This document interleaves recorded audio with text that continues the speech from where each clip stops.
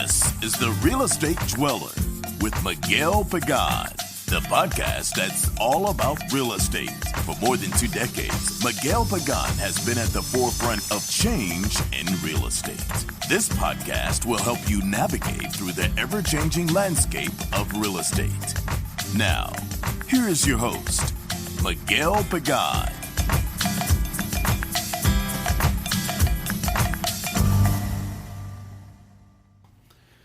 Hello everyone, Miguel Pagan, welcoming you to another episode of The Real Estate Dweller.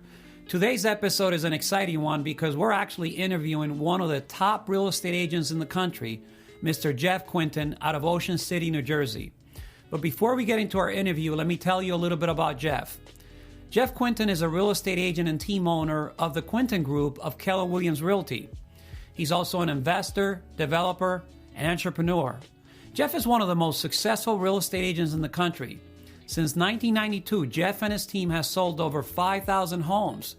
That's the equivalent of over $1 billion in business volume. The Quintin Group was originally established in southern New Jersey along the shore and has now expanded into other markets.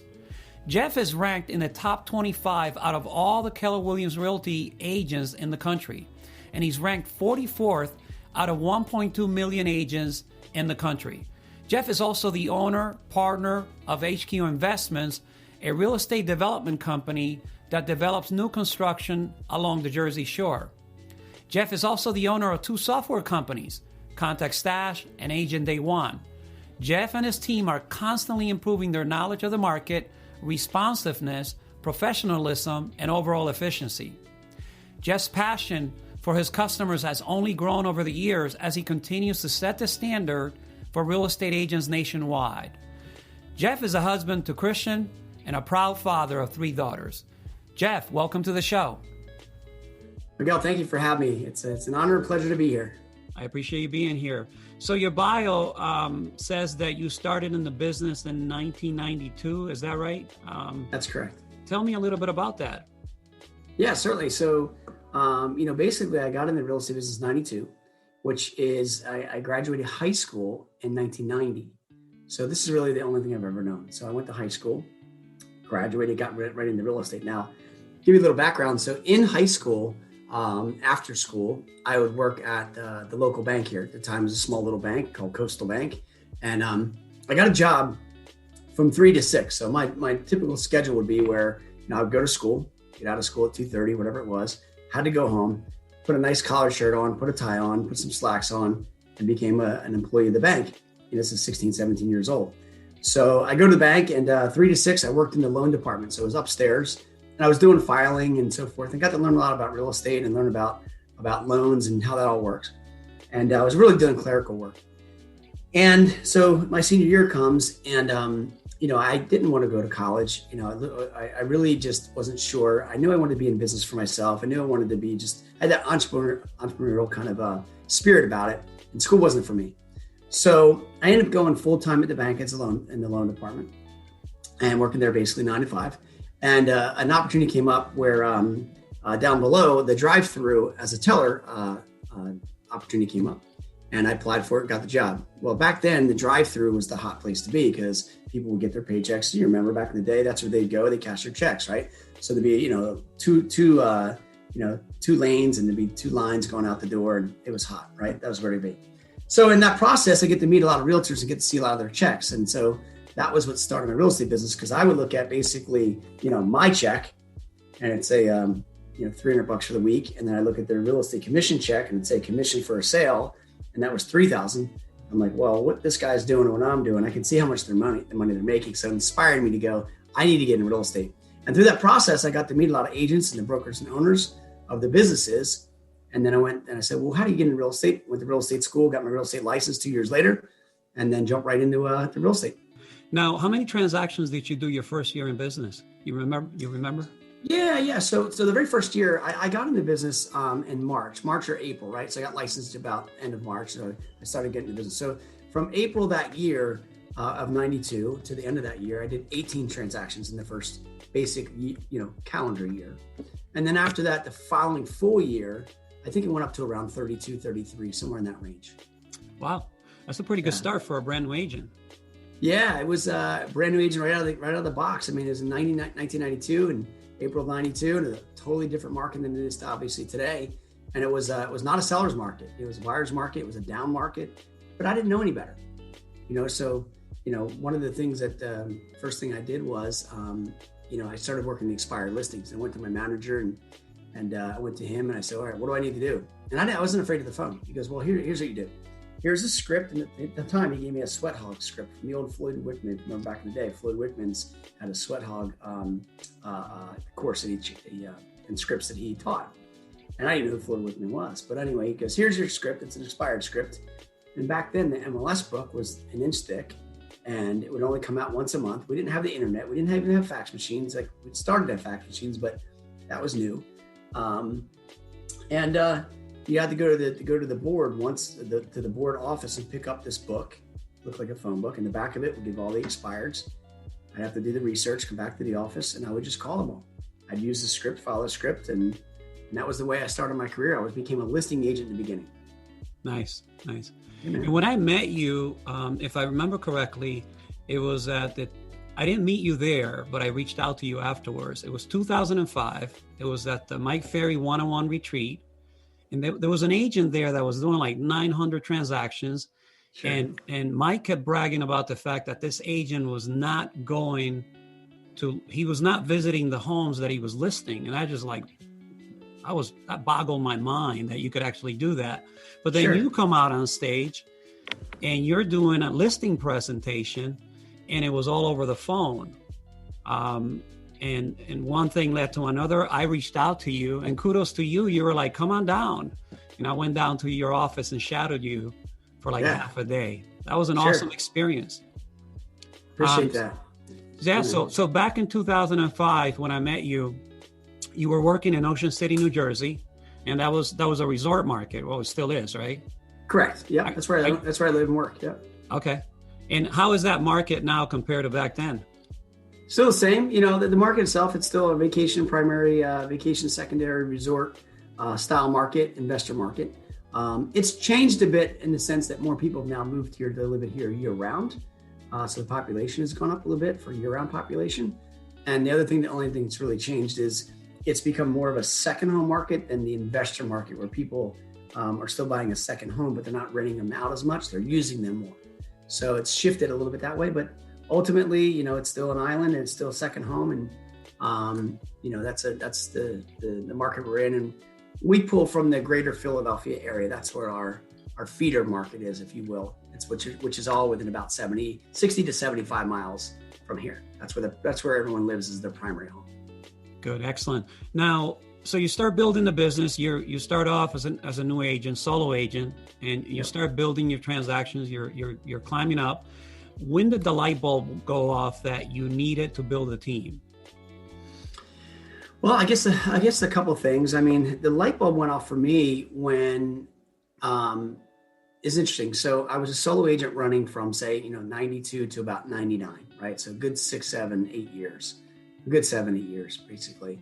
And, I was just a hardworking young dude. If there was a way to work 10 days a week, I worked 10 days a week. If there was 28 hours in the week and the day, I worked 20 hours in the day. Like, I would just work. That's what I did. I had fun, believe me, because I'm in my 20s at this point, having a good time. But I was a worker, right? I enjoyed it and liked it, and I was a hustler. But I had no structure that was going on inside my world at all. So, about in the late 90s, 98, 99, I was working a ton, and I got myself up to about 80 transactions, 83 to be exact, was my most ever did, myself only, no assistant. And at that point, I had a client that I ran into, or a guy, or however which way, that was a realtor. And her and her husband were looking to buy a second home. And I ended up selling them a second home. But at the time, she and her husband had a real estate team, and they were doing about 225 transactions.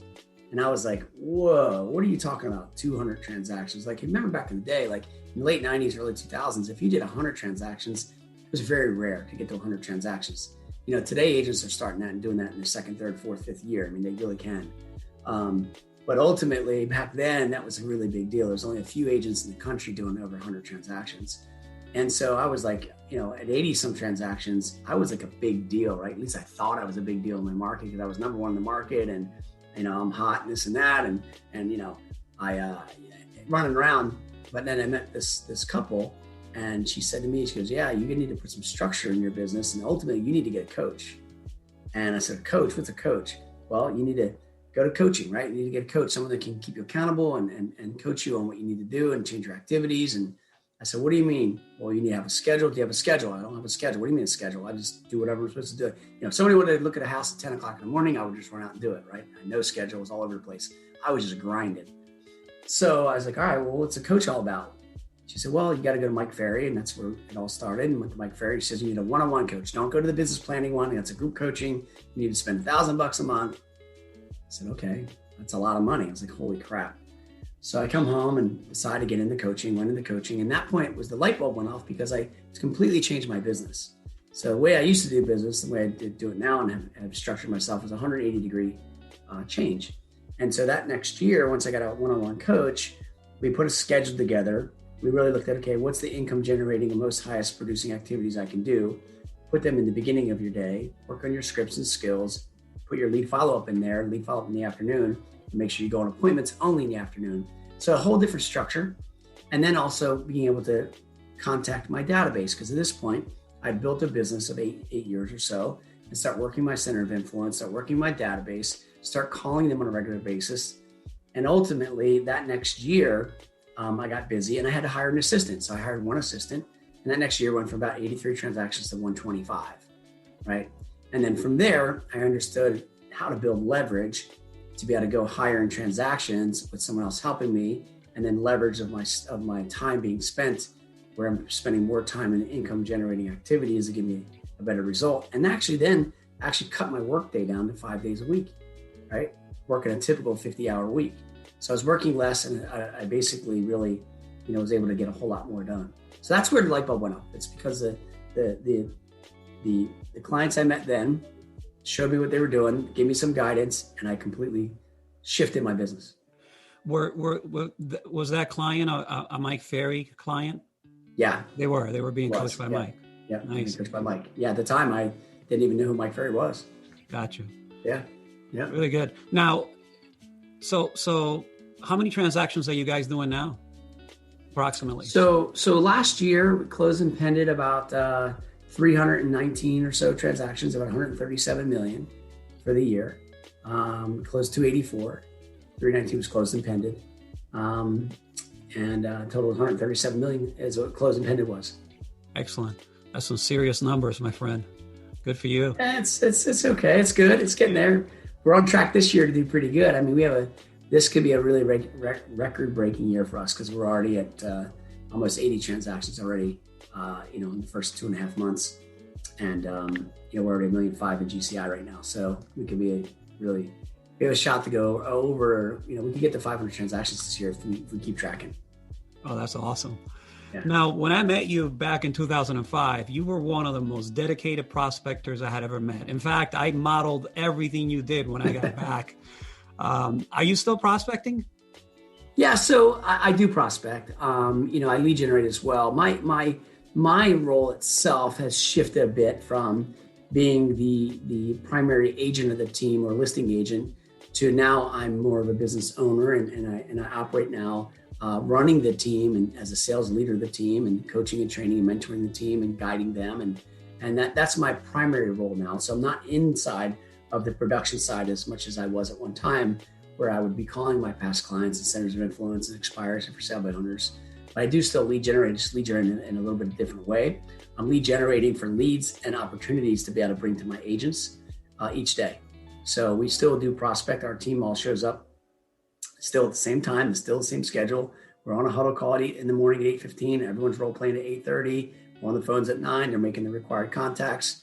They're doing from 12 to 1. They're taking the break. They're doing the lead follow-up. They're doing their appointments in the afternoon. They're coming back. If they don't have any appointments, they're still getting back and lead generating again. So the structure of the team still remains. What I personally do now is a little bit different, more of working on the business than in it. if you will, and helping my agents be the most productive they can be. Gotcha. It makes sense. I mean, you're a business owner now. You're running the team. So now I read in your bio that you have moved into different market areas: Cherry Hill, New Jersey, Philadelphia, PA, Fort Lauderdale, Outer Banks, or North Carolina. Is that within striking distance of Ocean City? I don't know the globe that well. It really, so obviously the Florida market, Fort Lauderdale, is very, very far from New Jersey, and the Outer Banks is fairly far as well, North Carolina. The Cherry Hill and the Philadelphia market is within that greater Philadelphia area. That's only a 60-mile radius from where we are. So the bio hasn't been fully updated right now, to be truthful, because as of this last few months, we've scaled back on expansion and we've shut down certain locations. But previously, we did expand into much of these markets. I'm still in the Outer Banks. I have a sales team that I manage there. It's just that I've now converted them over into the KW independent agent, but we still do some management with them, but they're not specifically on my team anymore. That's going to run until about September of next year. But prior to that, so September 2 years ago, or a year ago, I merged an entire sales team from an independent company into my team through the KW model. And there was 31 agents that I brought in. So I had a full-on another business running down there that I was coaching, managing, and training, and part of an expansion business. And then since then, I just brought them in to become an independent company. And then we've also expanded with agents in the Philadelphia market and the Cherry Hill, which is local. And then we have an agent down in Fort Lauderdale currently, and have another agent in a different area outside of our local market here as well. So we are still going to go back to expand, but previously I had been in other markets. I was in Michigan, Sarasota, Florida, up in Lancaster, Pennsylvania, Pittsburgh. So we've done some expansion, but we've now recently just pulled back on a bunch of it, and we're going to regroup, and then we're going to go back out, probably more of a closer expansion to more of about a 50-mile radius, closer to where our main office is. Gotcha. What was driving that expansion in the beginning? Well, for us is, I work in a very small market. So if you take a look at our Ocean City market, it's an island. It's 7 miles long by 1 mile wide. There's only 12,000 people that live here year-round population. In the summer, it fills up because it's a resort. Everyone comes here.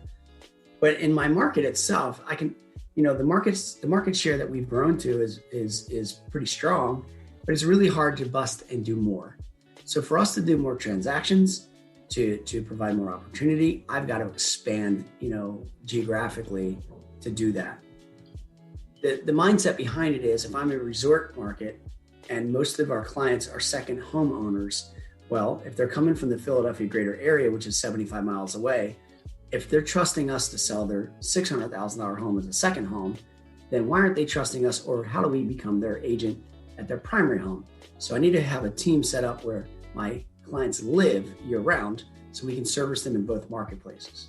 If that makes sense. So that's what's kind of sparked it. So for us to expand, it's very natural for us to go in these other markets. It's very natural for us to expand south into the Carolinas or into, say, Florida, because a major portion of our clients are buying in Florida as a second home, or they're retiring to Florida from New Jersey.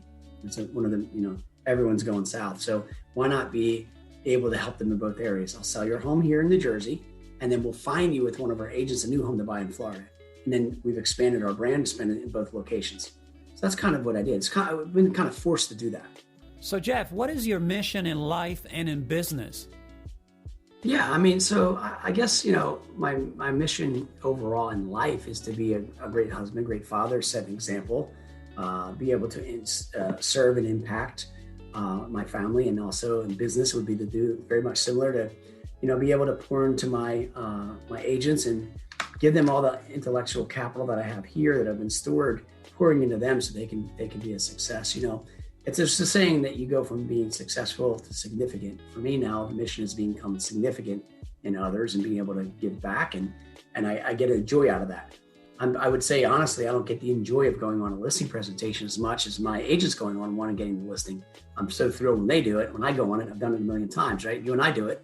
We've done that over, thousands of times, right? So it comes, you shift a little bit to what your focus is, your mission is, your purpose is, so I would say that that's kind of what, my thoughts are at this moment. I like that, from successful to significant. I like that a lot. Yeah. So, Jeff, how can the audience get a hold of you? The easiest way, you can hit me on all social sites if you want at Jeff Quintin. You can email me, jeff@thequintingroup.com. It's simple there. Those are probably the easiest way. Good. Excellent. Yeah. So, Jeff, it's been an absolute privilege and a treat to have you on our podcast, The Real Estate Dweller. I wish you the best, and thanks for coming on. Yeah, man. Miguel, it's always a pleasure. Thanks for catching up with me. Yeah. Appreciate it. Thank you for listening to another episode of The Real Estate Dweller. If you got any value from today's interview with a top producer, don't forget to share, like, or subscribe.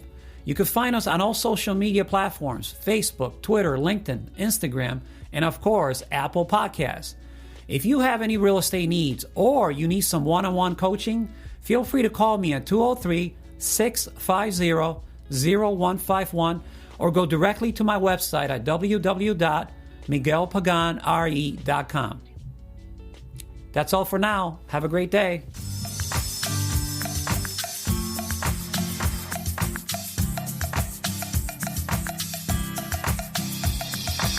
Thank you for listening to another edition of The Real Estate Dweller with Miguel Pagan.